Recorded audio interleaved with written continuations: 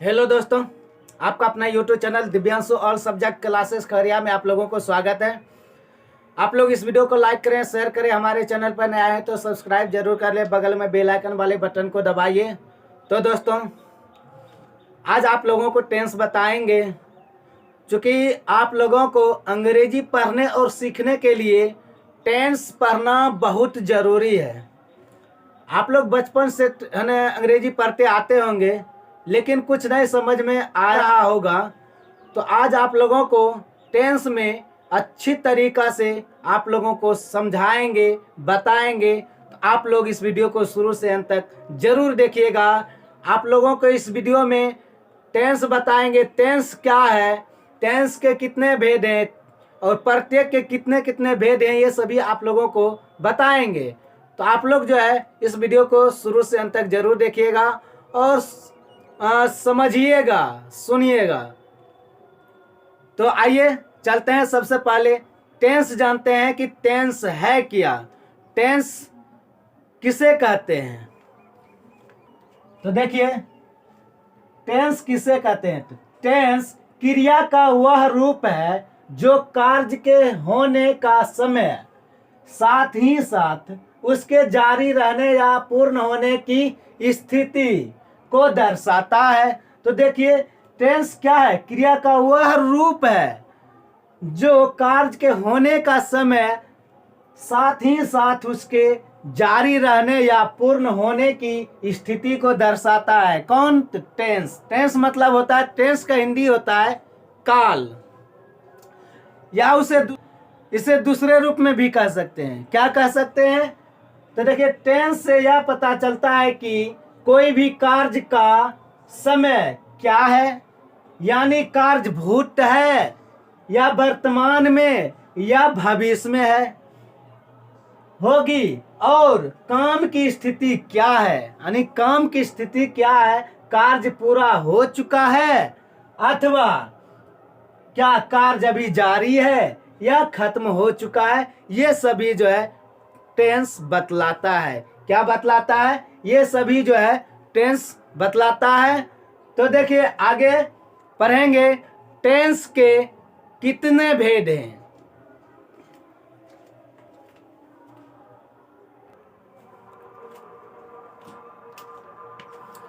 देखिए, टेंस में तो टेंस मिस होता है।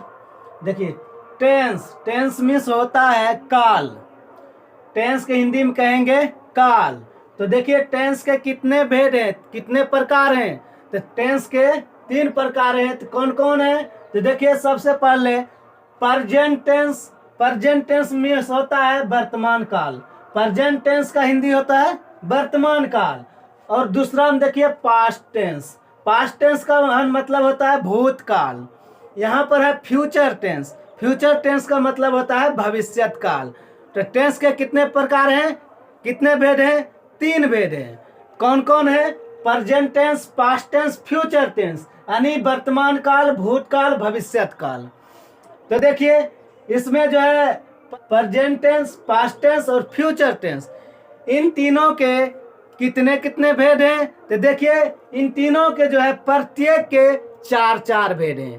प्रेजेंट टेंस के भी 4 भेद हैं, पास्ट टेंस के भी 4 भेद हैं और फ्यूचर टेंस के भी 4 भेद हैं। तो सबसे पहले हम पढ़ेंगे प्रेजेंट टेंस के कितने भेद हैं। ये सभी जो है सबसे पहले पढ़ेंगे, उसके बाद पढ़ेंगे पास्ट टेंस। पास्ट टेंस के भी भेद पढ़ेंगे, कितने भेद हैं, और फ्यूचर टेंस के भी पढ़ेंगे, कितने भेद हैं। तीन सभी के 4 भेद हैं। तो सभी का काम क्या है, ये सभी पढ़ेंगे। तो उनसे पहले जो है, तो देखिए, प्रेजेंट टेंस के कितने भेद हैं, सबसे पहले ये पढ़ेंगे। तो प्रेजेंट टेंस के 4 भेद हैं। प्रेजेंट टेंस के कितने भेद हैं? तो 4 भेद हैं। तो कौन कौन है? तो देख लीजिए। एक में present indefinite or simple present tense. Present indefinite या सिंपल प्रेजेंट टेंस, इसका हिंदी क्या होता है? तो देखिए, समान या अनिश्चित वर्तमान काल। प्रेजेंट टेंस के पहला रूप है प्रेजेंट इंडेफिनिट टेंस या सिंपल प्रेजेंट टेंस, यानी हिंदी में इसे कहते हैं सामान्य या अनिश्चित वर्तमान काल। तो देखिए प्रेजेंट टेंस के दूसरा रूप है प्रेजेंट इम्परफेक्ट टेंस व प्रेजेंट कंटिन्यूअस टेंस या प्रेजेंट प्रोग्रेसिव टेंस। इसे हिंदी में कहते हैं अपूर्ण या निरंतर या प्रगति वर्तमान काल। तो अब यहाँ पर देखिए प्रेजेंट टेंस के तीसरा रूप प्रेजेंट परफेक्ट टेंस, यानी प्रेजेंट परफेक्ट टेंस के हिंदी में कहते हैं पूर्ण या अपूर्ण वर्तमान काल। अब देखिए प्रेजेंट टेंस के चौथा रूप प्रेजेंट परफेक्ट कंटिन्यूअस टेंस। तो प्रेजेंट परफेक्ट कंटिन्यूअस टेंस का हिंदी होता है पूर्ण या अपूर्ण निरंतर वर्तमान काल। अब इसमें पढ़ेंगे प्रेजेंट टेंस में जो चारों भेद पढ़े हैं। तो प्रेजेंट टेंस का काम क्या है, प्रेजेंट इंडेफिनिट टेंस का काम क्या है, प्रेजेंट इम्परफेक्ट टेंस का काम क्या है, प्रेजेंट परफेक्ट टेंस का काम क्या है, प्रेजेंट परफेक्ट कंटिन्यूअस टेंस का काम क्या है, ये सभी आप लोगों को अभी बताएंगे। तो आप लोग वीडियो को शुरू से अंत तक जरूर देखिएगा, स्किप मत कीजिएगा।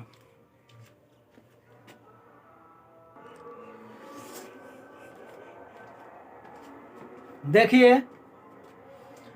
अब यहाँ पर पढ़ेंगे जो आप लोगों को प्रेजेंट टेंस का प्रकार बताए थे, उसमें सबसे पहला नंबर पर है सिंपल प्रेजेंट या प्रेजेंट इंडेफिनिट टेंस। तो इसमें जो है सिंपल प्रेजेंट टेंस या प्रेजेंट इंडेफिनिट टेंस में दो तरह के वाक्य पढ़ेंगे। कितने तरह का वाक्य पढ़ेंगे? दो तरह के वाक्य पढ़ेंगे। कितने? तो कौन कौन सा वाक्य पढ़ेंगे? तो देखिए सबसे पहला में वाक्य में कर्ता के गुण, अवगुण, उम्र, वजन, पद इत्यादि को बताया जाता है तथा उस वाक्य के अंत में है, हूँ, है, हो लगा होता है। तो यह जो है लगा होता है। तो पहला में ये है और दूसरा में क्या है? देखिए वाक्य के मुख्य क्रिया के अंत में ता है, ती है, ते हैं इत्यादि लगा रहता है। तो इसमें जो है हम सबसे पहले पढ़ेंगे ये वाला। तो वाक्य में कर्ता के गुण, अवगुण, उम्र, वजन, पद इत्यादि को बताया जाता है तथा उस वाक्य के अंत में है, हूँ, है, हो लगा होता है। तो ये जो है एक इस तरह से पढ़ेंगे। तो इसका जो है सेंटेंस किस तरह बनाएंगे? इसका सेंटेंस देखिए किस तरह होता है। देखिए इसका सेंटेंस, मैं बीमार हूँ। ये जो है इस तरह के वाक्य इसमें आता है। मैं बीमार हूँ क्या इसमें आता है? पहला तरीका में आता है। देखिए मैं बीमार हूँ पहला तरीका में आता है। वह कमजोर है, राजू एक चिकित्सक है, यह कुआं गहरा है। ये सभी जो है ये फर्स्ट वाला वाक्य में आता है और ये क्या है? सेकेंड वाला वाक्य है। तो ये जो है सेंटेंस जो है इस तरह के वाक्य में बनेगा। इसके अंदर ये सभी सेंटेंस इसके अंदर आता है। मैं बीमार हूँ, वह कमजोर है, राजू एक चिकित्सक है, या कुआं गहरा है। तो ये सभी किस तरह के वाक्य में आता है? इस तरह के वाक्य में आता है। तो हम इसे कैसे बनाएंगे? तो देखिए मैं बीमार हूँ, तो यहाँ पर मैं के लिए आई का प्रयोग होगा। आई यहाँ पर हूँ है तो हूँ के लिए एम का प्रयोग होगा और बीमार का होता है इल। मैं बीमार हूँ तो आई एम इल। अब यहाँ पर देखिए वह कमजोर है, वह में ही लगाइए या सी लगाइए। तो देखिए वह को होगा ही या सी। चूंकि यहाँ पर स्त्रीलिंग पुल्लिंग पता नहीं चल रहा है तो ही या सी। यहाँ पर है को होगा इज। यहाँ पर कमजोर को होगा वीक। वह कमजोर है तो ही इज वीक। तो इज मतलब है होता है और कमजोर मतलब वीक होता है। तो अब यहाँ पर देखिए राजू एक चिकित्सक है, तो यहाँ पर राजू थर्ड पर्सन है तो राजू है के लिए देखिए इज का प्रयोग करेंगे इज अब देखिए यहाँ पर एक है तो एक के लिए एक का प्रयोग करेंगे। अब यहाँ पर चिकित्सक है तो चिकित्सक होगा डॉक्टर। राजू एक चिकित्सक है तो राजू इज ए डॉक्टर। यह कुआं गहरा है तो यहाँ पर देखिए यह होगा दिस। अब यहाँ पर देखिए कुआं का होगा वेल तो दिस वेल। चूंकि यह कुआं एक साथ है तो यह कुआं एक साथ है तो होगा दिस वेल। है होगा इज और गहरा होगा डीप।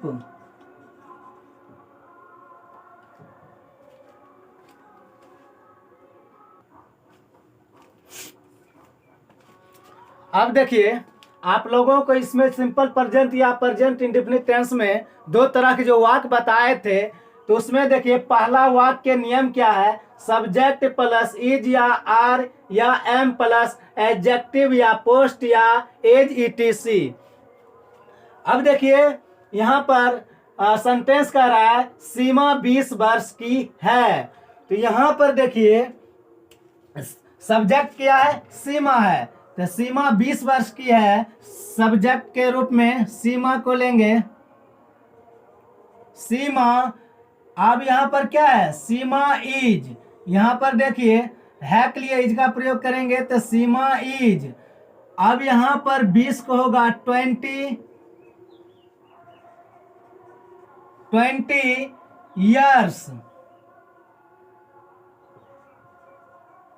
years old.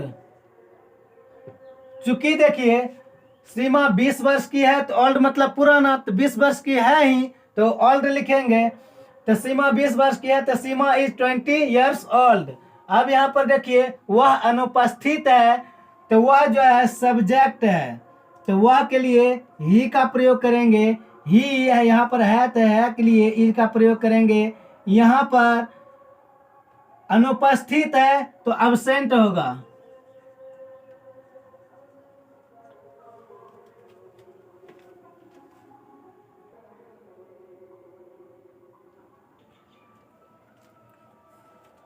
देखिए पहला वाक्य के नियम वाला जो है, अब नेगेटिव सेंटेंस वाला देखिए। यहाँ पर कह रहा है मैं बीमार नहीं हूं तो यहाँ पर देखिए नहीं लिखा है तो यह क्या है, निगेटिव सेंटेंस है। यह क्या है, निगेटिव सेंटेंस है। जब निगेटिव सेंटेंस है तो इसे बनाएंगे कैसे, इसका रूल नियम क्या है तो देखिए इसका रूल नियम है सब्जेक्ट प्लस इज या आर या am plus not plus adjective या पोस्ट या एज ईटीसी। यह रूल जो है निगेटिव सेंटेंस बनाने का रूल है और इसी रूल पर हम जो है इसे बनाएंगे। तो देखिए मैं सब्जेक्ट है, यहाँ पर मैं सब्जेक्ट है और मैं के लिए आई का प्रयोग करेंगे तो आई। यहाँ पर हूँ है तो हूँ के लिए एम का प्रयोग करेंगे। यहाँ पर नहीं है तो नहीं के लिए नॉट का प्रयोग करेंगे। यहाँ पर बीमार है तो बीमार के लिए इल का प्रयोग करेंगे। तो मैं बीमार नहीं हूँ तो आई एम नॉट इल। अब यहाँ पर देखिए वह कमजोर नहीं है तो सब्जेक्ट के रूप में वह के लिए ही का प्रयोग करेंगे। यहाँ पर है तो है के लिए इज का प्रयोग करेंगे। यहाँ पर नहीं है तो नहीं के लिए नॉट का प्रयोग करेंगे। यहाँ पर कमजोर है तो कमजोर के लिए वीक का प्रयोग करेंगे। वह कमजोर नहीं है तो ही इज नॉट वीक।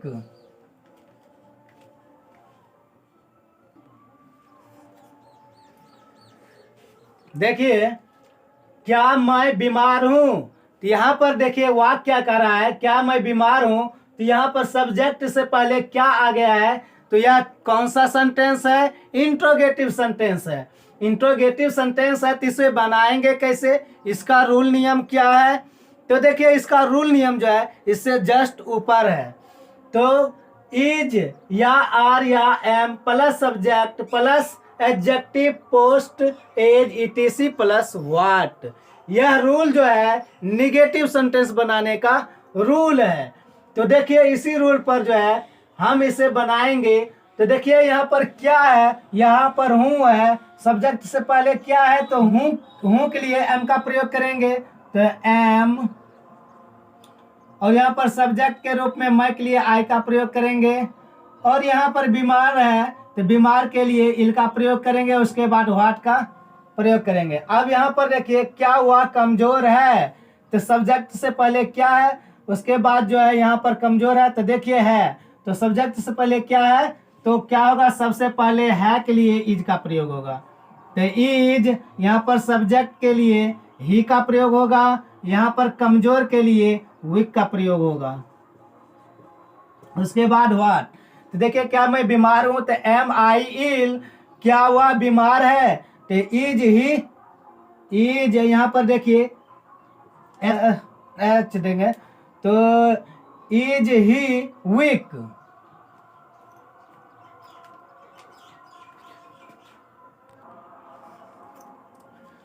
देखिए क्या मैं बीमार नहीं हूं, यह कौन सा सेंटेंस है, इंट्रोगेटिव निगेटिव सेंटेंस है। तो कैसे, तो देखिए सब्जेक्ट से पहले क्या गया है, तो यह जो क्या है इंट्रोगेटिव है, और यहाँ पर नहीं लिखा है तो यह निगेटिव है। यह जो है इंट्रोगेटिव निगेटिव सेंटेंस है। और इसे बनाएंगे कैसे, इसका रूल नियम क्या है, तो देखिए इसका रूल नियम इससे जस्ट ऊपर है। तो क्या है, इज या आर या am plus subject not plus adjective या पोस्ट या एज ईटीसी प्लस व्हाट। यह रूल जो है इंट्रोगेटिव नेगेटिव सेंटेंस बनाने का रूल है।